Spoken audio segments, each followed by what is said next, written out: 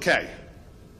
Regarding the hateful comments that were presented again tonight, I will read a written statement because I don't want anyone to misinterpret my comments, and I'll be able to go back to them in case someone says I said something I didn't. Again, people have come to this meeting to demand that the state-mandated addition to the LGBTQ accomplishments to our school curriculums are taken away. Members of the different religious groups came to tell us that this curriculum is an offense to them for religious reasons. Some commented that due to the fact that homosexuality is forbidden by God, by their God, that gays want this curriculum so we can turn children gay. That gays need to be taught control and how to control their sexual desires and not teach us how to accommodate their sick and unnatural desires. Pedophilia and AIDS were brought up to support their arguments.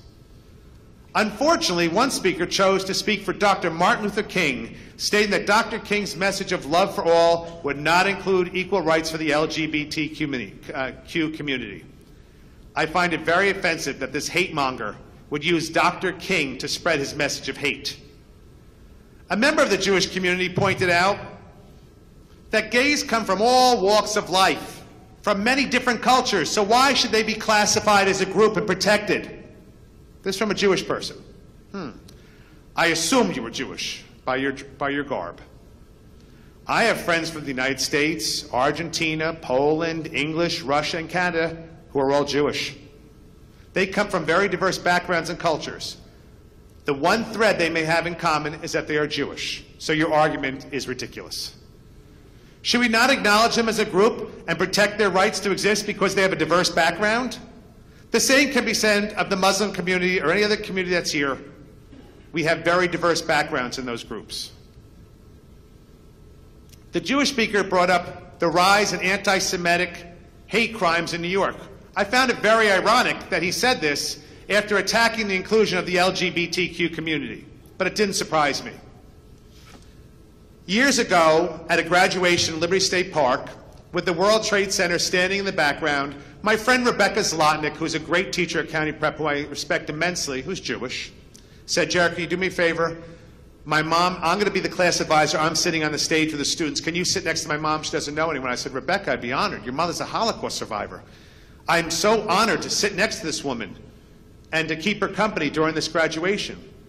And we sat there, and Miss Zlotnick, I said to her, you know, it's so beautiful, the Statue of Liberty, the World Trade Center, the New York skyline, this magnificent night.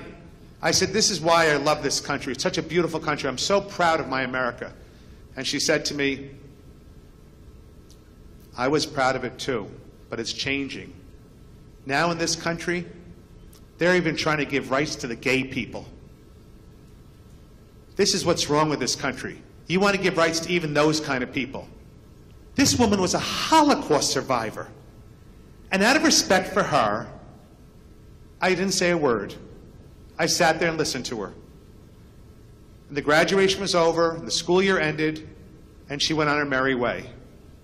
Come September, Rebecca came into me in school, and she was crying.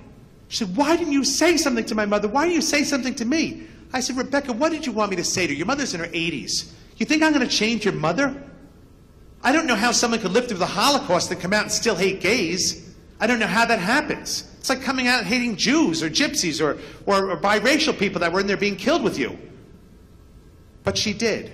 It never dawned on her that I was persecuted just as much as she was, except that she had the tattoo to show for it. Sometime in October, Mrs. Lockton came into school, and she asked if she could come to my classroom. And she said to me,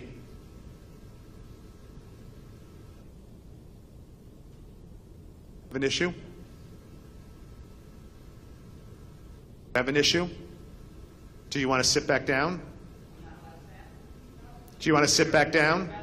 Did I sit while you were talking and spewing your hatred? I did." And with that voice, he's worried about